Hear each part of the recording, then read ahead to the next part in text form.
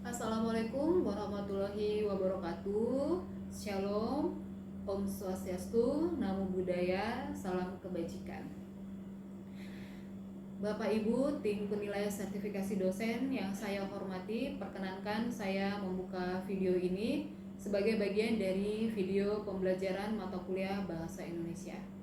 Perkenalkan, saya Lisnawati Simatupang, dosen mata kuliah umum Bahasa Indonesia di kampus Politeknik Negeri Balikpapan, home base jurusan pariwisata. Bapak Ibu, dalam tayangan yang akan segera Bapak Ibu saksikan, saya mengangkat topik sejarah dan perkembangan bahasa Indonesia. Pertemuan ini adalah pertemuan pertama atau materi di pertemuan pertama dalam perkuliahan bahasa Indonesia. Pertemuan ini memenuhi CPMK yang pertama, yaitu mahasiswa memiliki pengetahuan yang baik tentang sejarah dan perkembangan bahasa. Mengapa topik ini saya bahas? Sebagai dosen yang bekerja di kampus vokasi, saya rasa sebelum saya menuntut mahasiswa atau saya berekspektasi agar mahasiswa memiliki keterampilan yang baik dalam penulisan akademik, penulisan ilmiah, korespondensi dan presentasi, saya memiliki tanggung jawab agar mahasiswa memiliki pondasi yang kuat tentang sejarah bahasa Indonesia, asal bahasa Indonesia, sehingga mereka bisa memahami dan mendapatkan esensinya bahwa bahasa Indonesia itu tidak dipelajari hanya karena untuk dipakai, tapi juga untuk dicintai dan dipertahankan. Dalam tayangan nanti, materi saya sampaikan dalam 4 subtopik. Yang pertama adalah asal usul bahasa Indonesia, yaitu bagaimana bahasa Melayu kemudian bertransformasi menjadi bahasa Indonesia. Lalu yang kedua adalah sejarah-sejarah penting atau hal-hal penting yang berkaitan dengan pencetusan bahasa Indonesia sebagai bahasa nasional. Yang ketiga adalah dinamika atau perkembangan bahasa Indonesia dari awal, yaitu bahwa ada beberapa kali perubahan ejaan. Lalu yang keempat adalah perkembangan bahasa Indonesia saat ini. Dengan demikian, selain mahasiswa memiliki pengetahuan tentang sejarahnya, bagaimana dia berkembang, dinamika yang terjadi, kemudian mahasiswa bisa merefleksikan situasi bahasa Indonesia saat ini. Metode atau pendekatan perkuliahan adalah ceramah interaktif, di mana saya sebagai dosen akan memberikan materi kepada mahasiswa. Namun dalam ceramah itu tidak tertutup kemungkinan bahwa mahasiswa bisa memberikan respon secara langsung dan mengajukan beberapa pertanyaan yang dirasa perlu atau berkaitan dengan topik yang sedang didiskusikan. Setelah ceramah interaktif selesai, dalam video itu nanti Bapak Ibu bisa melihat bahwa mahasiswa pun harus menjalani kuis. Kuis itu sebagai evaluasi di tempat, evaluasi cepat untuk melihat apakah mahasiswa sudah cukup memahami materi yang baru saja didiskusikan atau belum. Kemudian pada sesi berikutnya akan ada diskusi bersama kelompok. Nah, dalam diskusi itu saya berharap mahasiswa bisa lebih membahas tentang materi lebih dalam dan bersama teman-temannya. Kemudian nanti hasil diskusi mereka itu disampaikan ke dalam forum perkuliahan. Dengan demikian kita bisa memiliki pengetahuan yang luas, mereka memiliki pengalaman menyampaikan pendapat dan bisa mengkonfirmasi apakah pemahaman mereka sudah tepat atau ada yang perlu diperbaiki. Ya, mungkin Bapak Ibu, saya berharap Bapak Ibu bisa menyaksikan video ini. Ini merupakan gambaran dari pembelajaran atau perkuliahan mata kuliah Bahasa Indonesia. Selamat menyaksikan. Halo, selamat pagi semua. Pagi, Bu. Terima kasih ya, kita ini bertemu lagi meskipun di luar agak embun, tapi kalian semua hadir di perkuliahan hari ini. Bagaimana kabarnya? Baik. Ya. Oke, hari ini mata kuliah Bahasa Indonesia kita akan bahas sejarah dan perkembangan bahasa Indonesia. Tapi sebelum masuk ke perkuliahan, ada baiknya kita memulai perkuliahan dengan berdoa terlebih dahulu. Kepada ketua kelas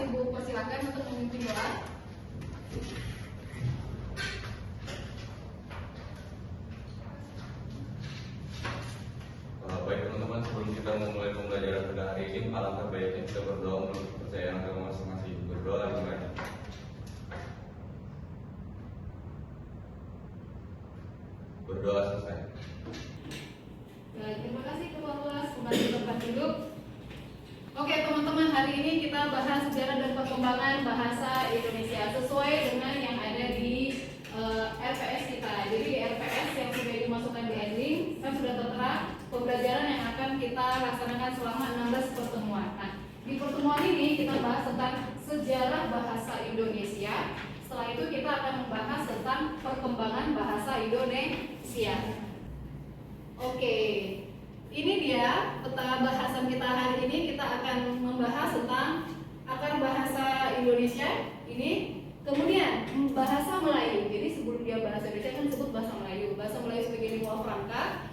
Kemudian bagaimana bahasa Melayu ini berkembang di masa kolonialisme. Lalu apa hubungannya bahasa Indonesia dengan Sumpah Pemuda. Setelah itu ada sistem pembakuan bahasa Indonesia dan perkembangan bahasa Indonesia hingga ke momen sekarang di zaman modern ini.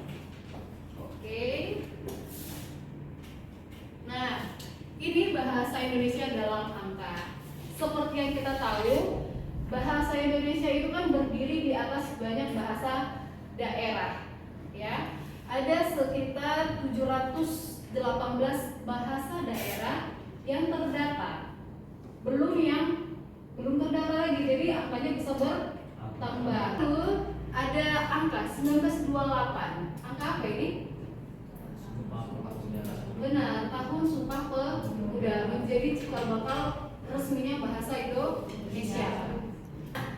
Ini adalah progres terakhir bahasa Indonesia, yaitu diangkat menjadi bahasa resmi di UNESCO. Jadi bahasa Indonesia yang tadinya hanya berasal dari bahasa Melayu lingua franca menjadi bahasa resmi negara.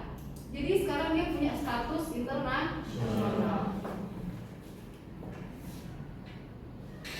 Oke, nah ini ada yang tahu ini apa?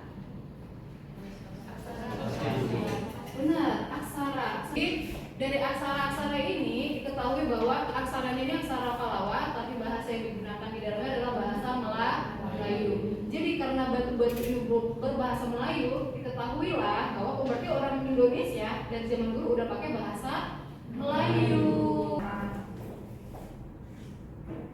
Oke, Melayu sebagai lingua franca. Ayo, mungkin di pertemuan sebelumnya kan kita udah pernah bahas ini juga. Ada yang tahu lingua franca itu apa? Bahasa pengantar. Benar apa lagi? Bahasa pergaulan. Jadi ada banyak sebenarnya definisinya. Istilahnya itu lingua franca, artinya semua orang menggunakan bahasa itu meskipun bahasa itu bukan bahasa aslinya dia. Nah, dulu waktu memilih bahasa nasional, kenapa nggak bahasa Jawa atau kenapa tidak bahasa Banjar? Karena bahasa Jawa itu mewakili orang Jawa, bahasa Banjar mewakili orang Banjar. Sedangkan bahasa Melayu, meskipun dia berasal dari bahasa Melayu Riau, semua orang udah pakai. Jadi dianggap dia nggak mewakili satu kelompok tertentu. Jadi dia kayak netral, dia nggak mewakili siapapun. Jadi nggak ada satu suku yang menang dan nggak ada suku yang kalah. Cikal bakal bahasa Indonesia atau bahasa Melayu menjadi bahasa Indonesia diurus. Jadi ada orang-orang yang sengaja mendokumentasikannya, kemudian mengaturnya menjadi satu kaidah. Dua lembaga inilah atau dua pihak ini. Yang pertama Balai Pustaka, kemudian Van Ophusen. Jadi si Van Ophusen ini adalah orang Belanda yang diminta oleh pemerintah untuk mengatur atau mempelajari sistem tata bahasa Melayu. Orang Belanda ini Sumpah Pemuda.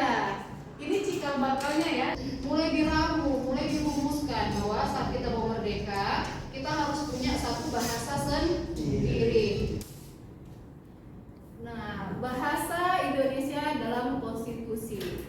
Bahasa Indonesia memiliki kedudukan ganda. Indonesia seharusnya ada dua, bahasa nasional dan bahasa negara. Oke. Nah, ejaan. Sekarang di Indonesia pakai ejaan apa? EYD. Ejaan yang disempurnakan. Sebelum dia EYD, dari tahun 1901 udah ada ejaannya. itu yang disusun tadi si Van Ophusen. Jadi berubah-berubah, lanjut ke ejaan Republik dan lain-lain. Di sini ada contoh kecil kan itu kayak zaman dulu yang sekarang kita tahu misalnya gini, Soekarno. Ini adalah bunyi U.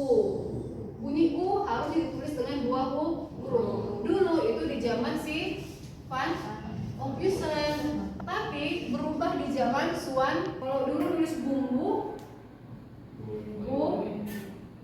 ini zaman apa? Van Ophusen. Kemudian di zaman Swan berubah menjadi bumbu. Dan banyak lainnya. Lingkup akademik mungkin kalian akan berusaha menggunakan bahasa Indonesia yang mematuhi standar. Tapi kalau di luar tentu saja bisa beda. Kenapa anak-anak sekarang menggunakan bahasa Indonesia dengan standar yang dianggap jauh dari yang sudah ditentukan, ya? Nah, inilah kaitannya bahasa Indonesia di era digital. Di zaman sekarang, bahasa Indonesia berhadapan dengan perkembangan bahasa lain. Bahasa apa kira-kira yang paling populer sekarang? Tahun 2026. Bahasa Inggris. Bahasa Inggris, Spanyol, Brazil. Kenapa Spanyol kalau baru menang Piala Dunia? Kenapa kira-kira? Bahasa apa lagi? Korea, Cina, Korea. Jadi kalau kita lihat pilihannya nggak cuma satu, berarti Indonesia itu harus siap-siap bersaing dengan banyak bahasa. Orang lain berharap bahasanya dipelajari oleh negara lain. Kita pun berharap bahasa kita dipelajari oleh negara lain. Ya, ada tantangan dan ada peluang. Tantangannya dominasi bahasa asing di ranah teknologi. Di ranah teknologi masih bahasa Inggris dan bahasa Cina. Kalau kalian beli barang, lihat aja lah di belakangnya itu bahasa Inggris atau bahasa Cina. Iya kan? Pisces. Kenapa enggak buah? Ya, 12 buah gitu. Yang ditulis pertama gel pen, baru dalam bahasa Indonesia-nya kena gel. Berarti bahasa Inggris utamakan baru bahasa Indonesia. Padahal kita lihat kayak itu produksinya di mana? Di Indonesia. Otomatis, jadi itulah tantangan perkembangan bahasa Indonesia sekarang. Ada alih kode yang nggak bisa kita lepaskan dan nggak bisa kita munafik. Kadang-kadang pun kita selalu menggunakannya. Peluang. Nah, peluangnya meskipun ada tantangan, kalau kita makin gencar mengembangkan, menggunakan, melestarikan bahasa Indonesia, ada peluang bahasa Indonesia dipakai di ranah internasional. Nah sekarang kita kuis ya, angkat aja jawabannya, oke? Ya. Nah ini pertanyaan pertama. Bahasa Indonesia berasal dari bahasa apa? Melayu kuno ibu. Melayu Kuno. Ada jawaban lain? Tidak ada. Lihat jawabannya. Melayu kuno. Tepuk tangan. Oke, pertanyaan kedua. Kapan ikrar Sumpah Pemuda dikumandangkan? Angkat tangan ya. Dari sebelah sana boleh siapa aja angkat tangan. Ya, silakan. Pada tahun 1928. 1928, berarti C ya. Coba kita lihat, benar atau salah? Benar. Yeay. Oke, pertanyaan ketiga. Nah, tadi kita lihat tahun-tahunnya. Yang berlaku tahun 1972. Ejaan apa? Silakan. EYD. Ada jawaban lain? EYD katanya kita lihat. Benar. Kamu ingat ya? Oke, pertanyaan terakhir. Nah, tadi ini kan pertemuan terakhir Indonesia ya, masuk ke dalam 10 besar bahasa UNESCO. Tahun berapa? Silakan. tahun 2022. 2022 D ya. Oke, kita lihat jawabannya. Ternyata jawabannya satu tahun. Beda 1 tahun. Gak apa-apa. Oke. Nah, jadi kayak gitu ya perkembangan bahasa Indonesia. Supaya pemahaman kita lebih dalam, kita akan masuk. Ibu pengen kalian buat kelompok. kelompok. 2 ke kelompok. Kelompoknya sesuai dengan barisan aja. Ini kelompok pertama, yang ini kelompok kedua. Ibu nanti akan tampilkan beberapa topik. Nah, ini dia diskusi kelompok. Nah, topik. Setiap kelompok nanti memilih topik apa yang boleh dari kelompok yang menyampaikan hasil diskusi. Oke ya. Kalau gitu kita sekarang atur tempat duduk. Ya. Itu terus 30. Enggak bosan. Jawab aja kepala kenapa aja yang mau bacakan. Gak sampai. Jadi kamu jangan jadi mengancam atau memperkaya. Kalau dia memperkaya itu berarti ada yang diambil terus menjadi bagian dari bahasa Indonesia. Alasannya. Iya. Itu aja. Teman-teman, waktu diskusinya sudah habis ya. Jadi sekarang coba kita dengarkan hasil diskusi kalian masing-masing. Nanti tolong disampaikan topik apa yang kalian angkat, lalu bagaimana pendapat kalian atas topik tersebut. Ibu kasih kesempatan pertama ke kelompok pertama. Ya. Iya. Jadi untuk bahasa pergaulan kita di bahasa Indonesia, dan juga kita bisa kombinasikan dengan bahasa daerah. Oke, jadi bahasa gaul itu memperkaya. Terima kasih, silakan duduk. Dan memang bahasa gaul itu bisa memperkaya apabila digunakan pada konteks yang sesuai. Ya, bagus sekali. Bagaimana dengan kelompok 2? Jadi penggunaan bahasa baku itu digunakan pada saat formal ataupun pada informasi berupa berita yang dibawakan oleh lembaga resmi dan bisa saja berupa akun dosen yang menggunakan bahasa formal pada media sosial. Benar sekali. Terima kasih. Dipersilakan duduk. Jadi bahasa formal atau bahasa baku itu harus dijaga sesuai juga dengan kondisinya, konteksnya. Kalau itu mengatasnamakan pemerintah atau profesi akademik, seharusnya tetap menjaga kebakuan. Oke, untuk memperdalam lagi, mungkin Ibu akan buka sesi tanya jawab. Ibu berikan kesempatan kepada 2 penanya. Nanti teman-temannya bisa mengajukan diri untuk mencoba menjawab. Ya, ada yang mau bertanya tentang materi hari ini? Oke. Mas Farino bisa berdiri? Perkenalkan, saya Farino. Ini saya akan pertanyakan hasil dari materi tadi, yaitu kenapa bahasa Indonesia, ejaan bahasa Indonesia itu bisa berubah dari waktu ke waktu. Benar. Jadi tadi kan ada ejaan Confucius, Suwandi, sampai ke Puebi, EYD ke Puebi, kemudian kembali lagi ke EYD. Kenapa bisa berubah? Gitu ya. Oke, terima kasih pertanyaannya. Ada yang bisa? Oke, semangat sekali. Baik, Ibu ingin menjawab ini dari catatan atau dari opini saya, Ya. yaitu untuk perubahan ejaan itu mungkin menurut saya wajar. Kenapa? Karena bahasa kan hidup Benar. dan dia selalu berkembang, beradaptasi dan adopsi. Dan juga untuk penyesuaian zaman dari ejaan seperti Ibu bilang tadi, di ejaan obvious sampai EYT atau ejaan yang disempurnakan, tujuannya itu ada 2, yaitu menyempurnakan dan menyesuaikan. Dan dengan perkembangan bahasa itu sendiri yang dimana bukan menjadi membingungkan tapi diperjelaskan. Bagus sekali. Berikan tepuk tangan. Ya, jadi kenapa EYD atau ejaan itu berubah? Karena manusia sebagai pengguna bahasa itu berubah. Bahasa itu akan berubah sesuai dengan kebutuhan penggunanya. Karena dia berubah, maka peraturannya pun harus berubah. Atau ada banyak versi EYD. Ya, ada banyak versi. Benar, ada berapa versi EYD? Kita kan ada 5. Artinya untuk ejaan EYD yang berapa EYD itu sudah 5 kali berubah. Dari Confucius, Suwandi atau Republik, baru ada sekali lagi di tengah-tengahnya itu Melindo, Melayu Indonesia, baru ke Puebi, baru ke EYD 1, EYD 2, 3, 4, 5. Selalu berubah. Jadi bahasa itu hidup dan peraturan yang mengikutinya harus menyesuaikan. Oke, terima kasih. Apakah ada pertanyaan lain terkait materi hari ini? Baik, silakan Mbak. Perkenalkan, nama saya Ibu Noviani. Bu, saya ingin bertanya, kalau bahasa Indonesia sudah jadi bahasa negara sejak 1945, kenapa masih banyak orang mencampur bahasa asing atau bahasa gaul? Oke, terima kasih Mbak. Ibu silakan duduk. Jadi bahasa Indonesia itu udah sah. Pertama di 1928, kemudian undang-undangnya ada di 1945. Kalau udah disahkan, kira-kira kenapa kita ini masih menggunakan bahasa lain kayak campur-campur? Apakah ada yang bisa jawab? Oke, silakan Mbak. Dari sini aja boleh?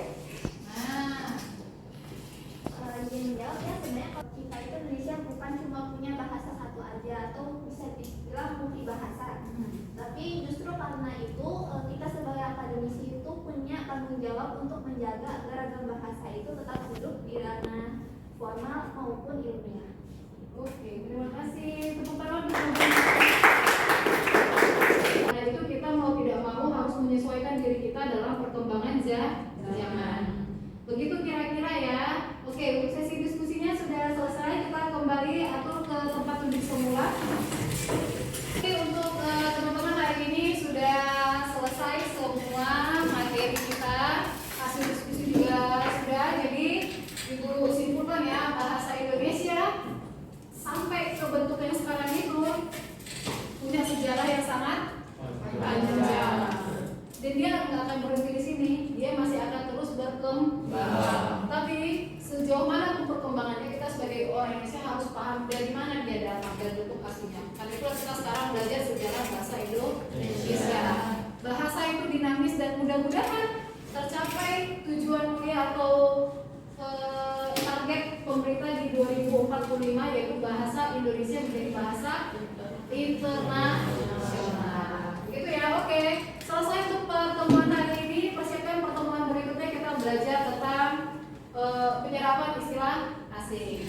Terima kasih teman-teman semua. Sebelum berakhir, kita tutup lagi dalam doa. Kepada ketua kelas dipersilakan.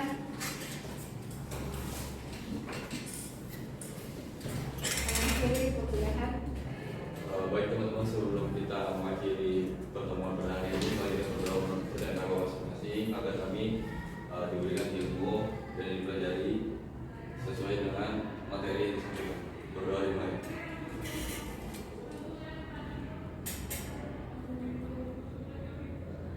Berdoa dimulai. Baik, terima kasih semua yang sudah hari ini. Setelah ini kalian kemana?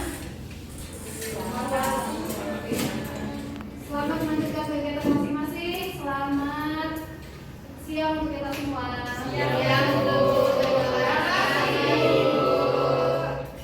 Demikianlah video pembelajaran mata kuliah Bahasa Indonesia. Bapak Ibu tim penilaian sertifikasi dosen yang saya hormati, melalui video itu saya berharap Bapak Ibu bisa melihat bahwa video ini adalah gambaran dari perkuliahan aktif dan produktif dalam mata kuliah Bahasa Indonesia yang saya ampuh. Melalui mata kuliah Bahasa Indonesia ini saya berharap mahasiswa tidak hanya memahami bahasa Indonesia sebagai alat komunikasi, tapi juga mereka memiliki rasa cinta yang kuat sehingga mereka turut menjadi agen yang bisa memajukan atau bahkan mempertahankan dan memperkenalkan bahasa Indonesia dalam ranah internasional sesuai dengan cita-cita negara, yaitu bahasa Indonesia menjadi bahasa internasional pada tahun 2045. Demikian video ini, Bapak Ibu, saya mohon maaf apabila ada hal-hal yang kurang berkenan selama penayangannya. Semoga video pembelajaran ini berkenan untuk diterima oleh Bapak Ibu tim penilai sertifikasi dosen sebagai salah satu syarat pendukung kelulusan sertifikasi saya. Semoga Bapak Ibu tim penilai sertifikasi dosen selalu dalam keadaan sehat.